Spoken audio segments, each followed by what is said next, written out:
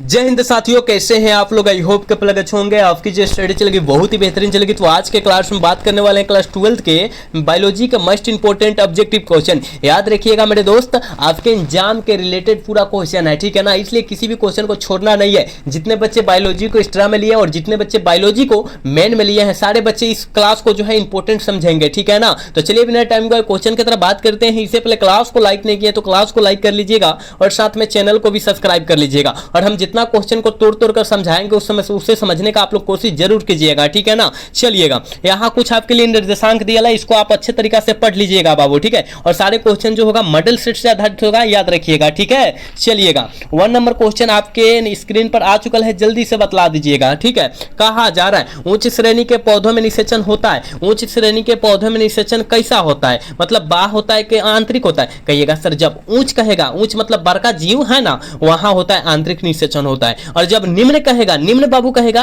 तो बाह मारिएगा, ठीक है। तो ऊंच का है तो हम लोग क्या मारेंगे, आंतरिक मारेंगे। यानी ऑप्शन क्या होगा बाबू, बी हो जाएगा, ठीक है। 1 का ऑप्शन बी हो जाएगा, याद रखिएगा। एक बार सारे बच्चे क्लास को लाइक कर लीजिए। सबसे पहले एक बार सारे बच्चे क्लास को लाइक कीजिए और साथ में सब्सक्राइब भी कर लीजिए सारे बच्चे, ठीक है ना। चलिएगा बाबू, हम 2 नंबर क्वेश्चन की तरफ बात करते हैं। जल्दी बतलाइएगा, जल्दी बतलाइएगा इस क्वेश्चन का आंसर जल्दी बतलाइएगा कि इनमें से कौन बंगाल का आतंक कहा जाता है। किसे जो है हम लोग बंगाल का आतंक कहते हैं बाबू, जल्दी बतलाइएगा। आपके एग्जाम में कई बार यह क्वेश्चन आ चुका है कि बंगाल का आतंक जो होता है जलकुंभी को कहा जाता है। सारे बच्चे को पता है, एक एक बच्चे को पता होना चाहिए, क्योंकि आपके एग्जाम से पूरा रिलेटेड क्वेश्चन है, ठीक है ना। चलिएगा अगला क्वेश्चन यानी 3 नंबर क्वेश्चन की तरफ बात करते हैं बाबू। कहा जा रहा है द्विलिंगी प्राणियों का उदाहरण कौन है। द्विलिंगी प्राणियों का उदाहरण कौन है, जल्दी बतला दीजिएगा। हम जानते हैं कि द्विलिंगी प्राणियों का उदाहरण जो होता है केचुआ होता है, स्पंज होता है, टेपवर्म भी होता है, जोंक भी होता है। मतलब ऑल ऑफ दीज हो जाएगा, याद रखिएगा, इनमें से सभी हो जाएगा बाबू, ठीक है। 3 का ऑप्शन जो बबुआ डी टिक कर है बिल्कुल सही होगा,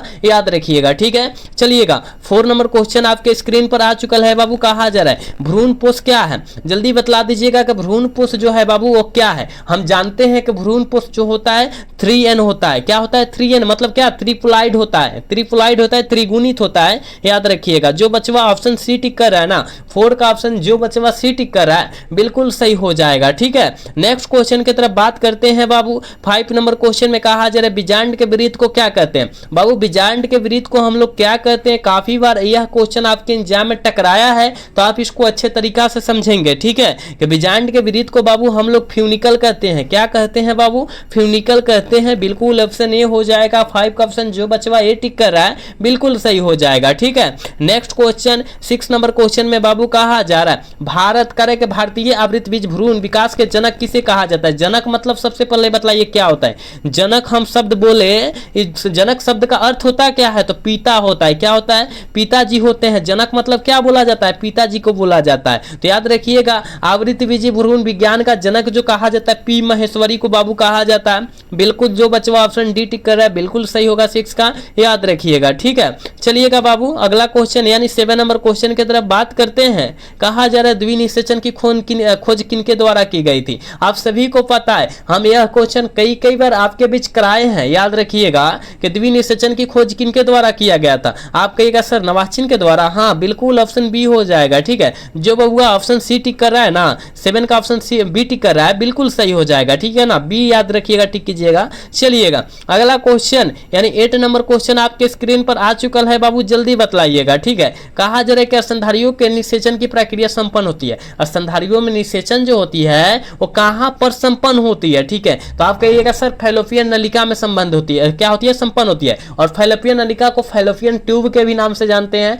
याद रखिएगा बाबू। जो बच्चे वह ऑप्शन सी टिक कर रहा है बिल्कुल सही होगा, 8 का ऑप्शन सी होगा, याद रखिएगा। सारे बच्चे एक बार क्लास को लाइक कर लेंगे बाबू, ठीक है। एक बार साथ में सब्सक्राइब भी कीजिएगा चैनल को। और जितने बच्चे व्हाट्सएप ग्रुप में नहीं जुड़े हैं, जुड़ने का आप लोग कोशिश जरूर कीजिएगा, ठीक है। अगला क्वेश्चन 9 नंबर क्वेश्चन में कहा जा रहा है कोशिकीय अवस्था में भ्रूण क्या कहलाता है। सारे बच्चे को पता है, कई बार आपके एग्जाम में बात करें 2022 2023 में बात करें तो आया हुआ है प्रश्न, ठीक है। तो याद रखिएगा कोशिकीय अवस्था में भ्रूण जो कहलाता है मरुल्ला कहलाता है, ठीक है बाबू। क्या कहलाता है, मरुल्ला कहलाता है, बिल्कुल ऑप्शन बी हो जाएगा, ठीक है ना। चलेगा नेक्स्ट क्वेश्चन यानी 10 नंबर क्वेश्चन में बाबू क्या कहा जा रहा है। कहा जा रहा है ना मादा मानव के अंडाशय के अंडों अंडों का निकलना क्या कहता है? मादा मानव के अंडाशय से अंडों का निकलना जो कहलाता है वो क्या कहलाता है? ठीक है ना, आप कहिएगा कि अंडा का निकलना अंडोत्सर्ग कहलाता है। हाँ बिल्कुल ऑप्शन सी जो टिकर है ना बिल्कुल सही होगा, 10 का ऑप्शन सी होगा, याद रखिएगा। ठीक है, नेक्स्ट क्वेश्चन यानी 11 नंबर में क्वेश्चन में कहा जा रहा है बाबू कि मानव मादा में गर्भकाल का काल जो होता है कितना दिन का होता है?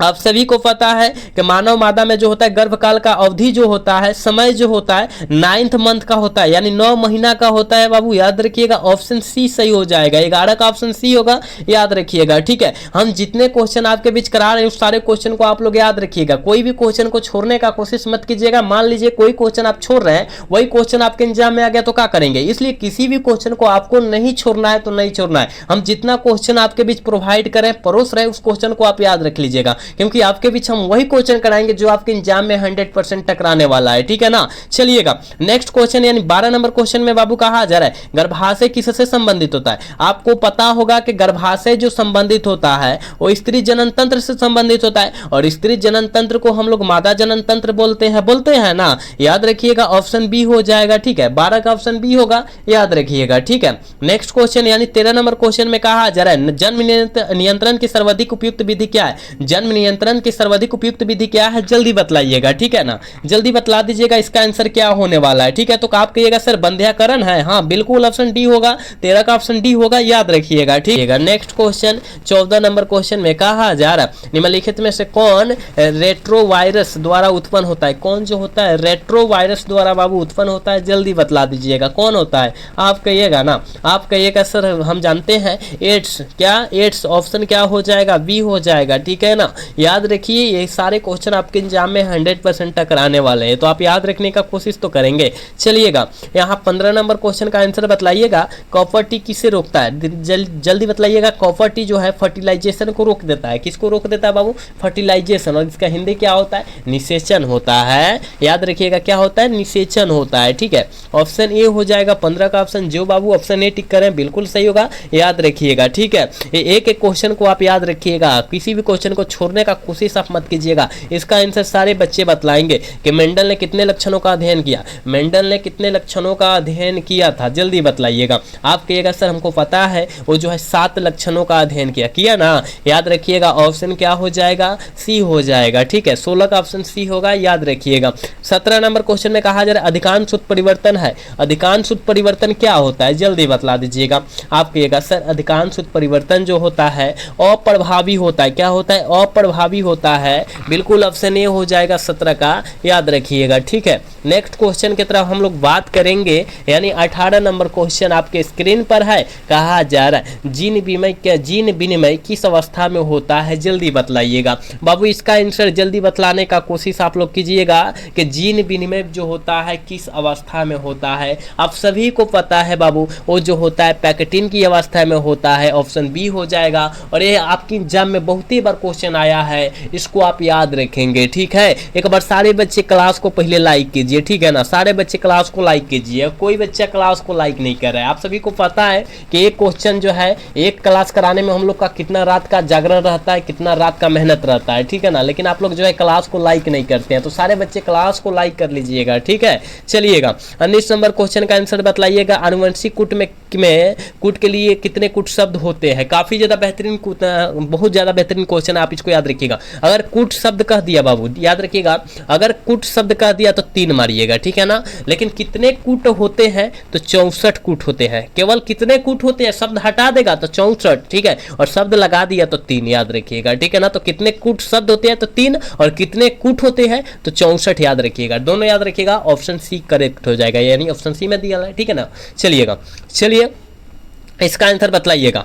अपहरण मंडल प्रस्तावित किया था, जल्दी बतलाइएगा। अपहरण मंडल प्रस्तावित किया था, किसके द्वारा किया गया था? जल्दी बतलाने का कोशिश करेंगे आप लोग। 20 का ऑप्शन क्या होगा? जैकब और मॉडर्न साहब के द्वारा किया गया था, बिल्कुल ऑप्शन सी होगा। 20 का ऑप्शन सी होगा, याद रखिएगा। अगला क्वेश्चन की तरफ बात करते हैं बाबू, जल्दी बतलाइए इसका आंसर, जल्दी बतलाइएगा क्योंकि यह 2021 में आया हुआ क्वेश्चन है। ठीक है ना, अपहरण मंडल क्या प्रदर्शित करता है? जल्दी बतलाइएगा कि अपहरण मंडल जो होता है बाबू वो क्या प्रदर्शित करता है? जीन का रेगुलेशन। क्या? जीन का रेगुलेशन को जो है प्रदर्शित करता है, बिल्कुल ऑप्शन सी हो जाएगा। 21 का ऑप्शन सी होगा, याद रखिएगा। ठीक है, चलिएगा यहाँ 22 नंबर क्वेश्चन में कहा जा रहा है कि क्रमिक विकास में योगदान है, क्रमिक विकास में योगदान क्या है, जल्दी बतला दीजिएगा। आप कहिएगा सर ये जो है ना क्रमिक विकास में किसका योगदान होता है, तो कायिक प्रवर्धन का होता है, ठीक है ना। कायिक प्रवर्धन का क्या होता है, योगदान होता है, बिल्कुल ऑप्शन सही हो जाएगा। 22 का ऑप्शन सी होगा, याद रखिएगा, ठीक है। 22 का ऑप्शन बाबू क्या हो जाएगा, सी हो जाएगा, ठीक है। चलिएगा नेक्स्ट क्वेश्चन, 23 नंबर क्वेश्चन का आंसर जल्दी बतलाने का कोशिश आप लोग करेंगे, ठीक है। एलर्जी के कारण निकलने वाला हार्मोन क्या है, सॉरी निकलने वाला रसायन क्या है, जल्दी बताइएगा। एलर्जी के कारण निकलने वाला रसायन जो होता है बाबू वो क्या होता है, ठीक है। आप सभी को पता है उनके द्वारा निकलता है हिस्टामिन एक जो होता है रसायन होता है, वो उसी के कारण जो होता है निकलता है, ठीक है ना। यानी ऑप्शन करेक्ट ए हो जाएगा, 23 का ऑप्शन ए होगा, याद रखिएगा। 24 नंबर क्वेश्चन में कहा जा रहा है कि विषाणु किससे बना होता है, बाबू विषाणु जो बना होता है वो किससे बना होता है, जल्दी बतला दीजिएगा। आप कहेगा सर हमको पता है कि विषाणु जो बना होता है वो प्रोटीन और न्यूक्लिक अम्ल से बना होता है, बिल्कुल ऑप्शन बी हो जाएगा। 24 का ऑप्शन बी होगा, याद रखिएगा, ठीक है। चलिएगा 25 नंबर क्वेश्चन की तरफ बात करते हैं। कहा जा रहा है अफीम का नशा है, अफीम का नशा क्या है, जल्दी बतलाइएगा। ये सारे बच्चे को पता होगा क्योंकि यह क्वेश्चन जो है हम कई बार बतला चुके हैं आपको। अफीम का जो नशा होता है हीरोइन होता है, क्या होता है बाबू, हीरोइन होता है, बिल्कुल ऑप्शन सी हो जाएगा 25 का, याद रखिएगा। 25 का ऑप्शन क्या होगा, सी होगा, ठीक है। चलिएगा अगला क्वेश्चन 26 नंबर क्वेश्चन में कहा जा रहा है कि अत्यधिक मात्रा में एल्कोहल के सेवन से कौन सा अंग सर्वाधिक प्रभावित होता है, मतलब अत्यधिक एल्कोहल पी लेंगे या आजकल जो है लोगों पी रहे हैं रे, तो कौन सा अंग जो है सबसे ज्यादा प्रभावित हो जा रहा है, मतलब खराब हो जा रहा है, ठीक है ना, नुकसान हो जा रहा है। आप कहिएगा सर यकृत, यकृत जो होता है ना यानी किडनी जो होता है वो खराब हो जाता है, ठीक है ना, याद रखिएगा। यानी ऑप्शन बी हो जाएगा, ठीक है ना। आप याद रखने का कोशिश तो कीजिए सारे क्वेश्चन, क्योंकि इसी टाइप से क्वेश्चन आएगा। ये आपके एग्जाम 2023 में क्वेश्चन आया है, आप 2023 का पेपर उठाकर देखेंगे उसमें यह क्वेश्चन मिल जाएगा, ठीक है ना। चलिएगा अगला क्वेश्चन 27 नंबर क्वेश्चन में कहा जा रहा है जुखाम, जुखाम का मतलब क्या होता है, थोड़ा सा ठंडा ठंडा लगना, मतलब बुखार हो जाना, थोड़ा बुखार हो जाना, उसे जुखाम कहते हैं। जुखाम होता है किसके कारण से होता है बाबू, आप कहिएगा सर जुखाम जो होता है वो राइनो विषाणु से होता है, यानी ऑप्शन सी सही होगा। 27 का करेक्ट सी हो जाएगा, याद रखिएगा। नेक्स्ट क्वेश्चन की तरफ बात करेंगे। 28 का आंसर जल्दी बतला दीजिएगा कि हड्डी तोड़ बुखार का वेक्टर है, जल्दी बतलाइएगा। हड्डी तोड़ बुखार का वेक्टर क्या है, आप कहिएगा सर हमको पता है ये जो है ना ये क्या है, एटीज है, क्या है, एंटीज है, याद एंडीज है, ठीक है ना। ऑप्शन बी हो जाएगा। 28 का जो बच्चा बी टिक कर रहा है बिल्कुल सही हो जाएगा, याद रखिएगा। नेक्स्ट क्वेश्चन की तरफ बात करते हैं और 29 का आंसर जल्दी से टिक आउट कर दीजिएगा कि भूमि का उर्वरा शक्ति को परिपोषित करने वाले जीन समूह कौन है। देखिए भूमि का उर्वरा शक्ति मतलब कहने का मतलब वो भूमि पर हम लोग अगर फसल लगाए तो उसका जो उर्वरा शक्ति के कारण जो है हरिहरी से जो है हरिहरी से जो होता है क्या होता है, पनपता है, तो किसके कारण, जैविक खाद। तो जैविक खाद का मतलब क्या होता है बाबू, आप कहिएगा सर पशुओं का मल मूत्र मतलब जैविक खाद होता है, उससे देने से कुछ भी फसल का नुकसान नहीं होता है, याद रखिएगा। यानी ऑप्शन करेक्ट बी हो जाएगा, याद रखिएगा। 30 नंबर क्वेश्चन में बाबू कहा जा रहा है कि सुनहरा धान में इनमें से कौन सा प्रचुर मात्रा में पाया जाता है, इनमें से कौन जो होता है प्रचुर मात्रा में पाया जाता है, थायमिन, थायमिन, याद रखिएगा। ऑप्शन ए सही होगा। 30 का ऑप्शन जो बचवा ए टिक कर है ना बिल्कुल सही होगा, याद रखिएगा।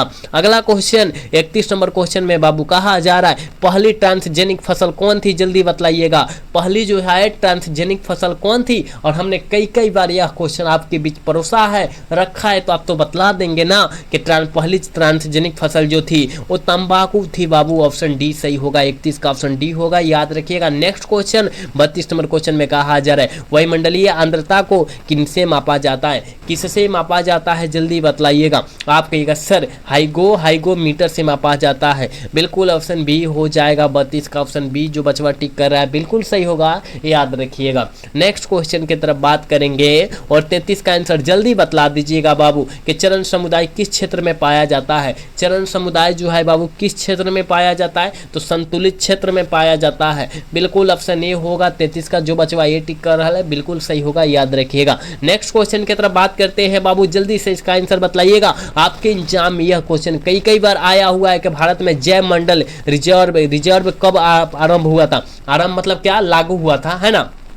कब जो हुआ था, इसका स्थापना हुआ था? आप कहिएगा सर 1986 में स्थापना हुआ था। कह दिया है? कहिएगा हाँ सर, ऑप्शन सी में दिया है, ऑप्शन सी सही हो जाएगा। 34 का ऑप्शन सी होगा, याद रखिएगा। ठीक है, चलिएगा आज के लास्ट क्वेश्चन है बाबू, आज के क्लास के लास्ट क्वेश्चन है। कहा जा रहा है प्रदूषण जो अम्ल वर्षा करता है। देखिए प्रदूषण जो होता है अम्ल वर्षा करता है, किसके कारण होता है? किसके कारण होता है? तो सल्फर डाइऑक्साइड जो होता है हमारे ओजोन में जाता है और सट जाता है और बारिश होता है, तो यही ओजोन गिरता है, SO2 के रूप में गिरता है। यानी ऑप्शन जो हो जाएगा ए वाला सही हो जाएगा, याद रखिएगा। 35 का ऑप्शन जो बचवा ए टिक करा है बिल्कुल सही होगा, याद रखिएगा। तो हमने 35 क्वेश्चन आपके एग्जाम में काफी ज्यादा गैस क्वेश्चन बतलाया था, तो इस 35 क्वेश्चन को आप अच्छे तरीका से याद रख लेंगे मेरे भाई। ठीक है ना? तो आज का क्लास जो है कैसा लगा है? अगर अच्छा लगा है तो चैनल को सब्सक्राइब और वीडियो को लाइक कर दीजिएगा। मिलेंगे अगला सेशन में। जय हिंद, जय भारत, टाटा, बाय बाय।